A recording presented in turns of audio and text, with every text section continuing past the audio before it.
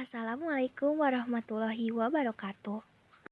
Perkenalkan, nama saya Farah Mutia Devi dari kelas Biwar 1A2 dengan NIM 220204118. Pada kesempatan kali ini, saya akan mempresentasikan laporan Treasure Study Politeknik APP Jakarta tahun 2022 sebagai pemenuhan tugas UAS mata kuliah praktek komunikasi bisnis internasional.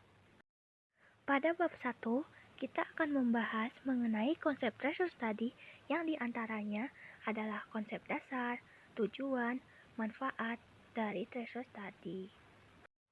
Yang pertama, konsep dasar Treasure Study.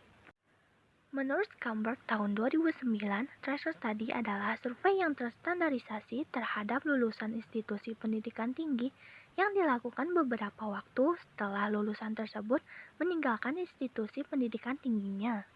Sedangkan menurut Budi dan Dinan, tahun 2017, Treasure Study melacak proses transisi mahasiswa setelah lulus hingga awal karir pekerjaannya 1-3 tahun setelah lulus.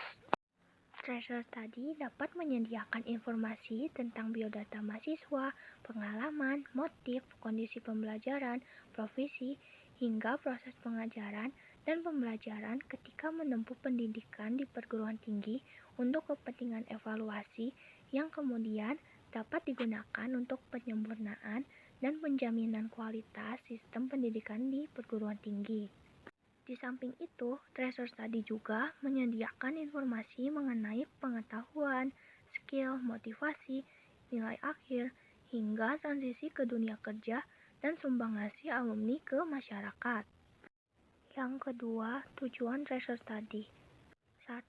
Untuk memperoleh umpan balik proses pembelajaran yang berlangsung selama masa perkuliahan. 2. Sebagai bahan evaluasi untuk mengetahui relevansi pendidikan tinggi dengan pekerjaan.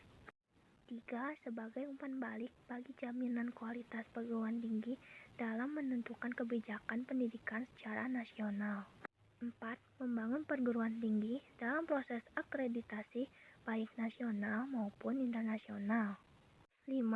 Memberikan masukan dan data penting bagi ARD perusahaan mengenai karakteristik alumni atau perguruan tinggi itu sendiri. 6. Memberikan bukti empiris mengenai alumni terkait pekerjaan, awal karir, relevansi pekerjaan alumni dengan pendidikan tinggi. 7. Sebagai informasi bagi mahasiswa, orang tua, dosen, administrasi pendidikan, dan para pelaku pendidikan mengenai alumni atau lulusan perguruan tinggi. Yang ketiga, manfaat Treasure Study. 1.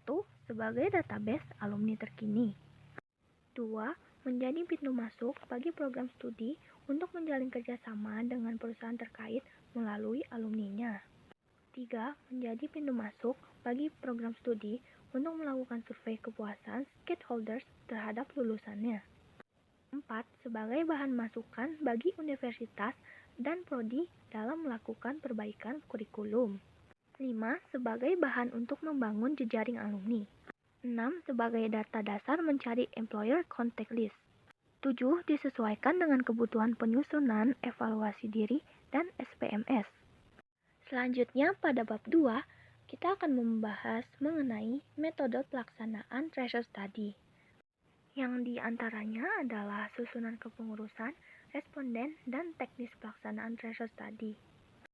Yang pertama, susunan kepengurusan Treasure Study. 1. Pelindung.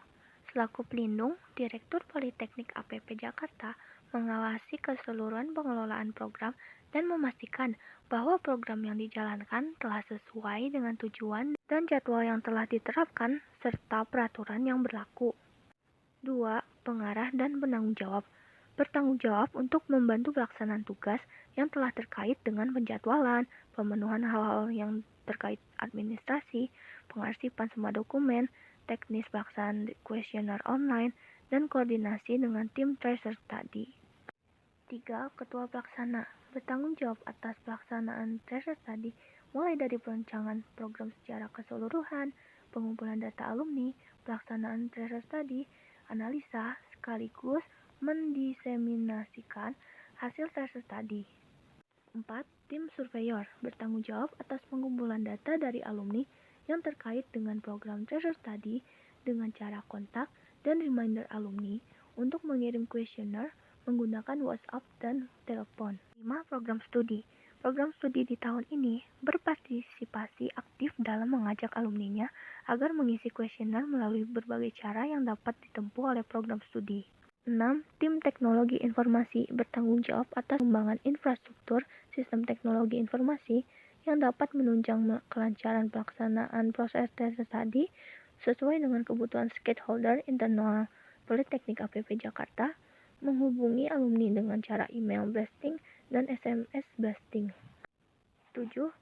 Tim analis data bertanggung jawab atas verifikasi validasi data Treasure Study serta analisis statistik. Yang kedua, responden Treasure Study.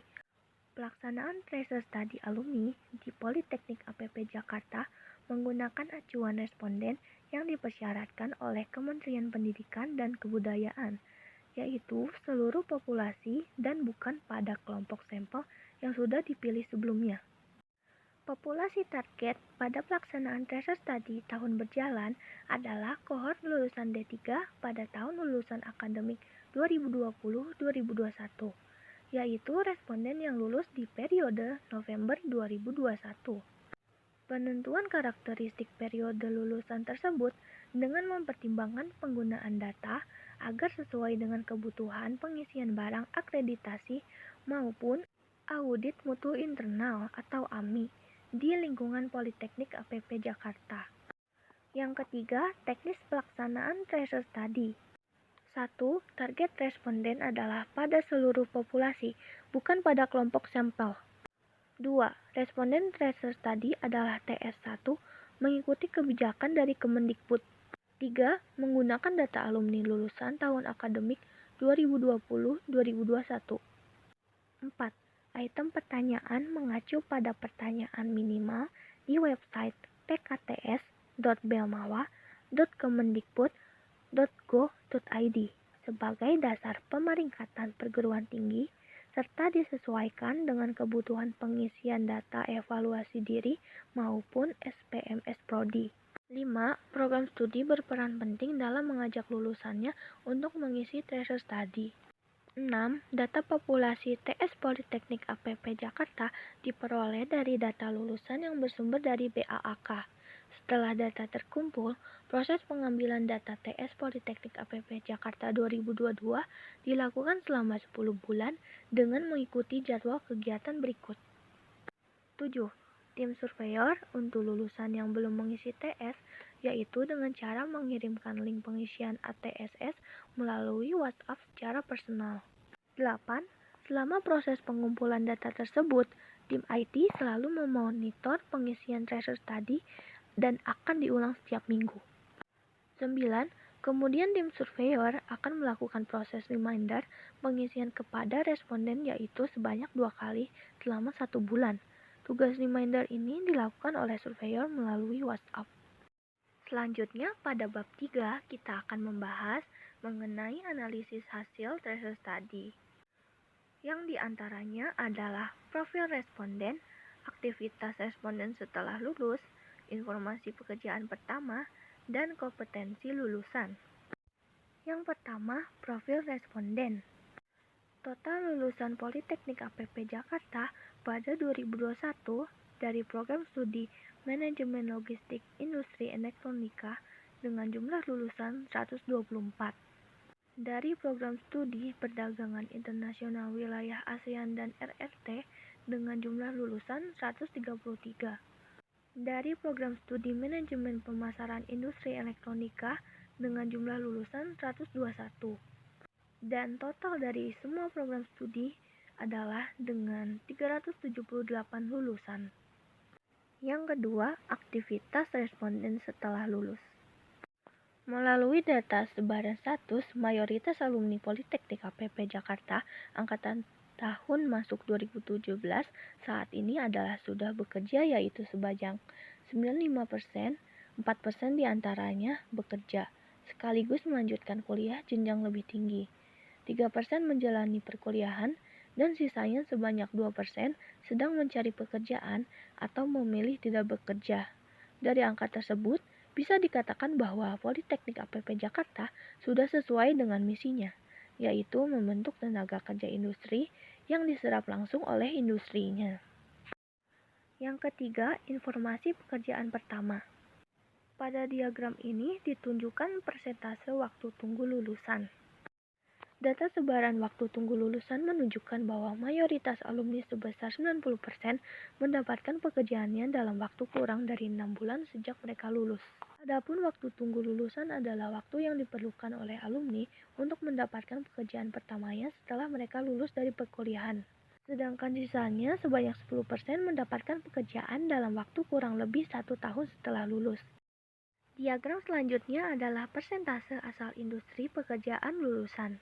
Sebanyak 7% alumni Politeknik APP Jakarta telah bekerja di instansi pemerintah dan BUMN.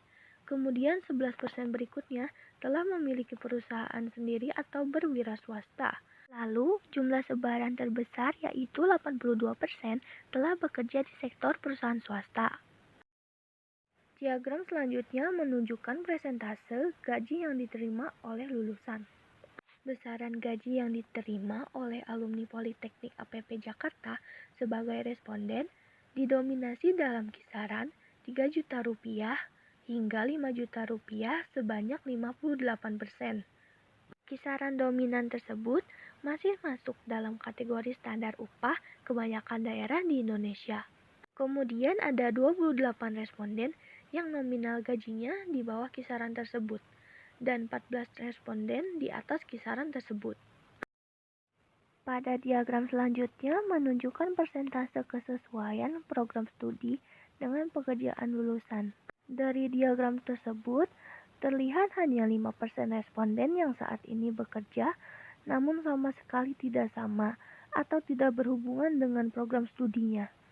Hal tersebut memberikan indikasi bahwa alumni dari Politeknik APP Jakarta memiliki peluang besar untuk mengisi bidang pekerjaan di industri yang link dan match dengan pelajaran yang mereka terima selama perkuliahan.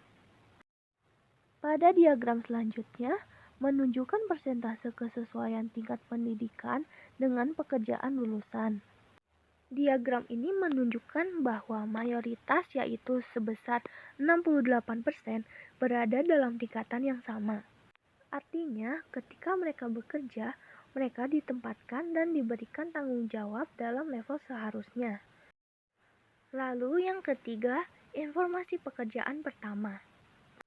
Dari gambar tersebut menunjukkan bahwa layanan terhadap diskusi, kerja lapangan, praktikum, magang, dan perkuliahan dipersepsi baik oleh lulusan. Sedangkan layanan partisipasi dalam proyek riset dan demonstrasi akademis masih dinilai cukup. Lalu yang keempat, kompetensi lulusan. Dari gambar tersebut, rata-rata kompetensi lulusan Politeknik APP Jakarta telah memenuhi tuntutan kompetensi yang diinginkan oleh industri. Ada beberapa kompetensi seperti kemampuan bahasa Inggris, keterampilan riset, dan kemampuan negosiasi masih memerlukan usaha peningkatan ke depannya. Sedangkan kemampuan lainnya telah melampaui apa yang diinginkan industri. Selanjutnya pada bab terakhir yaitu bab 4, kita akan membahas mengenai kendala dan rekomendasi. Yang pertama, kendala. 1. SDMTS terbatas dan sebagian adalah dosen dengan tugas tambahan, sehingga pelaksanaan TS tidak maksimal dan hanya mencapai respon rate 86,24%. 2. Tidak semua program studi bergerak secara aktif dalam melaksanakan tracer study. 3. Pertanyaan yang diajukan dalam kuesioner tracer study cukup banyak karena menyesuaikan pertanyaan wajib dari Kemendikbud. Hal ini menyebabkan alumni enggan untuk melanjutkan mengisi kuesioner tracer study. Yang kedua, rekomendasi. 1. Diperlukan suatu sistem terpadu yang bisa mengintegrasikan informasi mahasiswa hingga ke sistem tracer study. 2. Diperlukan SDM tambahan untuk mengoptimalkan pengambilan data tracer study, terutama pada tim surveyor. 3. Data rujukan pada tracer study untuk dapat segera diolah sebagai perbaikan kualitas lulusan, terutama pada kompetensi-kompetensi yang masih memerlukan peningkatan keterampilan. Rupanya sekian yang dapat saya sampaikan melalui presentasi ini. Semoga apa yang telah saya sampaikan dapat bermanfaat. Terima kasih atas perhatiannya, dan mohon maaf bila saya ada salah pengucapan. Akhir kata, wassalamualaikum warahmatullahi wabarakatuh.